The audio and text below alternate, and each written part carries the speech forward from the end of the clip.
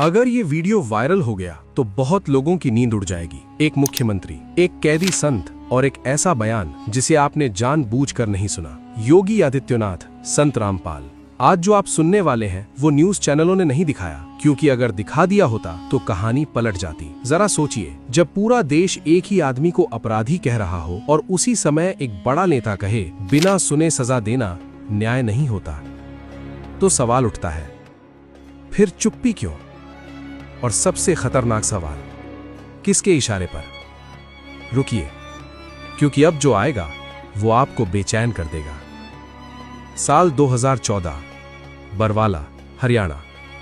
चारों तरफ पुलिस, लाठी, आंसू गैस और टीवी पर एक ही लाइन, संत रामपाल कानून से भाग रहा है। लेकिन उसी साल एक मंच पर खड़े होकर योगी आदित्यनाथ ने कुछ ऐसा कहा जो कैमरे में तो कैद हुआ पर जनता तक नहीं पहुंचा।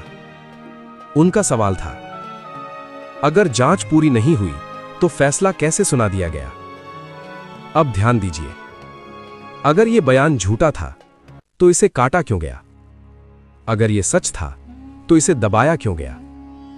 यहीं से शक पैदा होता है, क्योंकि हर बड़े केस में एक ही पैटर्न दिखता है। पहले नाम बदनाम, फिर भीड़ तैयार, फिर सवाल पूछने वाला गद्दार, और जनता वो भावनाओं में बहा दी जाती है। आपसे एक सीधा सवाल, अगर कल किसी और को इसी तरह फंसा दिया गया तो क्या आप भी बस तालियां बजाते रहेंगे? और रुकिए, क्योंकि असली डर अभी बाकी है। बरवाला कांड के बाद टीवी चैनल चुप हो गए, नेता आगे बढ़ गए और फाइलें अचानक भारी हो गईं। लेकिन कोर्ट रिकॉर्ड कुछ और कहता है। साल 2015, पंजाब और हरियाणा हाई कोर्ट। एक याचिका लगती है, सीधी मांग, पूरे केस की निष्पक्ष जांच हो। और यहीं पर एक अजीब बात होती है। जिन गवाहों के बयान एफिडेविट में दर्ज थे, वही गवाह चार्जशीट से गायब। कोई स्पष्टीकरण नहीं, कोई जवाब नहीं। अब आप खुद बताइए, गवाह अपने आप उड़ जाते हैं क्या? और तभी याद आता है योगी आदित्यनाथ का वो बयान, न्याय में जल्दबाजी अक्सर सच्चाई को कुचल देती है। अब सवाल बदल चुका था। यह सवाल अब संत रामपाल का नहीं था। यह सवाल था, क्या सिस्टम पहले फैसला करता है फिर सबूत ढूंढता है? और यहीं से डर पैदा होता है, क्योंकि अगर आज एक संत के साथ ऐसा हो सकता है तो कल किसी भी आम आदमी के साथ हो सकता है। आपसे एक सीधा सवाल, अगर कोर्ट में बोले गए शब्द टीवी पर काट दिए जाएं, तो जनता क्या देखेगी? बस वही जो उसे दिखाना है। और यहीं कहानी फिर नहीं रुकती, क्योंकि अगले मोड़ पर एक ऐसा आदेश आता है जिससे पूरा देश या तो चुप हो गया या डर गया। बरवाला के बाद पूरा सिस्टम एक सुर में बोल रहा था। टीवी बोला, कानून अपना काम करेगा। नेता बोले, सबूत पुख्ता है। और जनता से कहा गया, चुप रहो, सब सही है। लेकिन उसी समय पीछे पीछे एक और खेल चल रहा था। एफआईआर की टाइमलाइन, गवाहों के बयान, पोस्टमार्टम रिपोर्ट की तारीख, सब कुछ एक दूसरे से मेल नहीं खा रहा था। अब सवाल उठता है, अगर केस इतना साफ था तो तारीखें क्यों उल्टी पुल्टी थी? और तभी एक पुराना वीडियो फिर याद आता है। योगी आदित्यनाथ, भीड़ के सामने सीधा सवाल, जब तक सच्चाई सामने ना आ जाए तब तक किसी को दोषी कहना पाप है। अब सोचिए, अगर ये बात गलत थी तो योगी से कभी सवाल क्यों नहीं पूछा गया? और अगर ये बात सही थी तो इसे जनता से क्यों छुपाया गया? यहीं से हम बनाम वो की रेखा खिंच जाती है। एक तरफ सिस्टम, सत्ता, मीडिया, दूसरी तरफ सवाल पूछने वाले। और इतिहास गवाह है, सिस्टम को सवाल पसंद नहीं। आपसे सीधा सवाल, अगर सच्चाई इतनी मजबूत है तो डर किस बात का? क्यों हर बार गुस्सा दिखाने वालों को देशद्रोही बना दिया जाता है? और यहीं कहानी और गहरी हो जाती है। अब रुकिए, सांस रोक लीजिए, क्योंकि अब जो सामने आता है वो पूरी कहानी पलट देता है। साल 2018, कोर्ट का फैसला। टीवी ने एक लाइन चलाई, संत रामपाल दोषी करार। बस इतना ही। लेकिन फैसले की पूरी कॉपी किसी ने नहीं पढ़ी। क्यों? क्योंकि उसी फैसले के अंदर एक लाइन छुपी थी, मामले में कई तथ्य पहले ही चरण में स्पष्ट नहीं किए जा सके। अब सोचिए, अगर तथ्य स्पष्ट नहीं थे तो फैसला इतना पक्का कैसे? यहीं पर पुराना बयान फिर गूंजता है। योगी आदित्यनाथ, अधूरा सच सबसे बड़ा झूठ होता है। अब ये बयान एक राय नहीं लगता, ये एक चेतावनी लगती है, क्योंकि अधूरा सच टीवी पर दिखाया गया, पूरा सच फाइलों में दफन कर दिया गया। और सबसे खतरनाक बात, इस पर कोई बहस नहीं हुई, कोई जांच नहीं बैठी, कोई सवाल नहीं पूछा गया, क्योंकि सवाल असुविधाजनक थे और असुविधाजनक सवाल हमेशा दबा दिए जाते हैं। पर रुकिए, अभी खत्म नहीं हुआ। अब आपसे एक आखिरी सवाल। अगर आज आप सिर्फ इसलिए चुप हैं क्योंकि ये मामला किसी और का है, तो कल जब आपके सामने कोई अधूरा सच रखा जाएगा तो आपको कौन बचाएगा? यही वजह है कि ये वीडियो जरूरी है। ये संत रामपाल के बारे में नहीं, ये योगी आदित्यनाथ के बयान के बारे में भी नहीं, ये उस सिस्टम के बारे में है जो तय करता है कि आपको क्या जानना चाहिए और क्या नहीं। अगर आज भी आपने सवाल नहीं पूछा तो समझ लीजिए सच हारा नहीं है, हमने हार मान ली है। और याद रखिए, इतिहास कभी चुप रहने वालों को माफ नहीं करता। अगर आप समझना चाहते हैं कि ऐसे कितने मामले पहले भी दबाए गए हैं, तो अगला वीडियो अपने आप आपको बुलाएगा, क्योंकि ये कहानी यहीं खत्म नहीं होती। सच को दबाया जा सकता है पर मिटाया नहीं।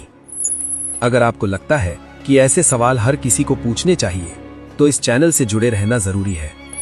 यहाँ खबरें नहीं मिलती, यहाँ वो सच मिलता है जो बाकी जगह दबा दिया जाता है। 2014 की एक रात, जब हरियाणा का आसमान गोलियों की आवाज से गूंज उठा, लाखों लोग दहशत में थे और एक इंसान, संत रामपाल, चारों तरफ से घिर चुका था। पर क्या वो अपराधी था या सिस्टम ने उसे बना दिया? अगर ये वीडियो अभी नहीं देखा तो आप हमेशा झूठ पर यकीन करते रहेंगे। बरवाला, हरियाणा, एक शांत गांव, लेकिन नवंबर 2014 में ये जगह एक जंग का मैदान बन गई। 30,000 पुलिसकर्मी, 2,000 से ज्यादा आंसू गैस के गोले, हेलीकॉप्टर तक तैयार थे, जैसे कोई आतंकी छिपा हो। और टारगेट था एक धार्मिक संत रामपाल। कहा गया उन्होंने अदालत का आदेश नहीं माना, लेकिन सवाल है, क्या कोर्ट का आदेश इतना बड़ा खतरा था कि सरकार ने पूरे राज्य की पुलिस उतार दी? मीडिया कैमरे ऑन थे पर सच्चाई ऑफ कर दी गई। पुलिस बोली हम तो बस कानून का पालन कर रहे हैं, और भक्त बोले हमारे गुरु निर्दोष हैं, ये साजिश है। अब आप सोचिए किस पर भरोसा किया जाए, क्योंकि असली खेल अदालत के आदेश से शुरू नहीं हुआ था, वो तो शुरू हुआ था जब संत रामपाल ने सिस्टम के खिलाफ बोलना शुरू किया था। 11 नवंबर 2014 बरवाला में सूरज डूब रहा था, पर आश्रम के अंदर बेचैनी बढ़ रही थी। हजारों लोग प्रार्थना कर रहे थे कि पुलिस पीछे हट जाए, लेकिन तभी आदेश आया, ऑपरेशन शुरू करो। गोलियां नहीं पर आंसू गैस के गोले बरसने लगे। महिलाएं अपने बच्चों को कपड़े में लपेटकर भागने लगी। किसी के सिर पर चोट, किसी की आंखों में जलन। आवाजें गूंज रही थीं, हमें जाने दो, लेकिन बाहर से जवाब आया, सरेंडर करो। रामपाल ने एक और बयान भेजा, मैं कोर्ट में पेश होने को तैयार हूँ, बस लोगों को सुरक्षित निकलने दो। पर प्रशासन ने कहा पहले आत्मसमर्पण, और फिर आग लग गई। कई घंटे तक आश्रम में अराजकता फैल गई। बिजली काट दी गई, पानी बंद कर दिया गया। अंदर के लोग बोले हमें घेर कर मारा जा रहा है। बाहर के एंकर बोले ये बाबा आतंक मचा रहा है। दोनों कहानियां चल रही थीं, पर सच्चाई कौन बता रहा था? जब कैमरे अंदर पहुंचे तो जो दिखाया गया वो डरावना था। टूटी दीवारें, बिखरा सामान, घायल लोग। पर क्या कैमरे ने वो भी दिखाया किसने पहले हमला किया था? सरकारी रिपोर्ट में लिखा 6 लोगों की मौत, पर रामपाल के भक्त बोले ये मौतें पुलिस एक्शन से हुई, कोई जांच नहीं, कोई निष्पक्ष रिपोर्ट नहीं। मीडिया ने बस एक हेडलाइन चलाई, फर्जी बाबा गिरफ्तार। बस कहानी वहीं खत्म कर दी गई। लेकिन असल में यहीं से नया खेल शुरू हुआ था। भगवान रामपाल को गिरफ्तार किया गया, पर उनके अनुयायियों को नहीं छोड़ा गया। हजारों को हिरासत में लिया गया।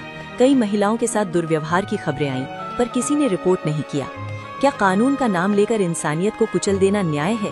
क्या सिस्टम इतना अंधा हो सकता है कि किसी की आस्था को अपराध बना दे? कानून नहीं झुका, पर इंसानियत जरूर टूट गई। संत रामपाल को उसी रात कोर्ट ले जाया गया। चेहरे पर थकान थी, पर आंखों में डर नहीं। उन्होंने बस इतना कहा, मैं निर्दोष हूँ, एक दिन सच सामने आएगा। और उस एक लाइन ने करोड़ों भक्तों को हिला दिया। क्योंकि जब कोई इंसान जेल जाता है तो या तो वो अपराधी होता है या फिर इतना सच्चा कि सिस्टम बर्दाश्त नहीं कर पाता। 2014 के बाद 37 केस, हत्या, साजिश, बंधक बनाने जैसे आरोप। हर सुनवाई में कैमरे आए, पर जब केस कमजोर पड़ते गए कैमरे गायब हो गए। 2022 में कई मामलों में संत रामपाल बरी हुए। कोर्ट ने माना कई सबूत झूठे थे। कुछ गवाहों ने खुद कहा हम पर बयान देने का दबाव था। पर ये खबर शायद आपने टीवी पर नहीं देखी होगी। जो आदमी लोगों को शराब, नशा, जुआ छोड़ने की सलाह देता था, वो कैसे हत्यारा हो सकता है? जो कहता था सच्चा भक्त वही जो अहिंसा पर टिके, उसे हिंसक बताया गया। क्या ये सजा थी सिस्टम से सवाल पूछने की? क्योंकि रामपाल ने बार बार कहा सच्चा धर्म वो नहीं जो राजनीति से जुड़ जाए, और शायद यही लाइन सत्ता को चुभ गई। आज संत रामपाल जेल में है, लेकिन उनकी किताबें, उनके प्रवचन इंटरनेट पर लाखों लोगों तक पहुंच चुके हैं। जो कभी मीडिया ने दबा दिया था, अब सोशल मीडिया पर जिंदा है। लोग कह रहे हैं हमें देर से समझ आया, पर गुरु निर्दोष है।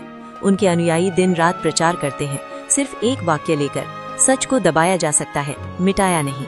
2014 की वो रात शायद भारत के इतिहास में दर्ज सबसे अंधेरी रात थी, जहां पुलिस, राजनीति और मीडिया तीनों एक लाइन पर खड़े थे, और दूसरी तरफ एक आदमी अकेला।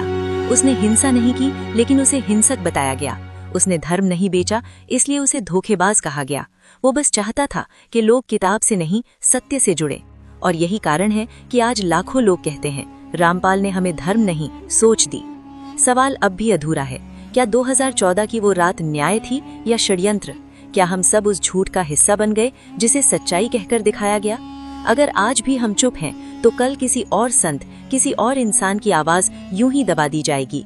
अगर आप चाहते हैं कि सच्चाई फिर से बोले, तो अगले वीडियो में देखिए रामपाल बनाम सिस्टम, अदालत के अंदर क्या हुआ था। क्योंकि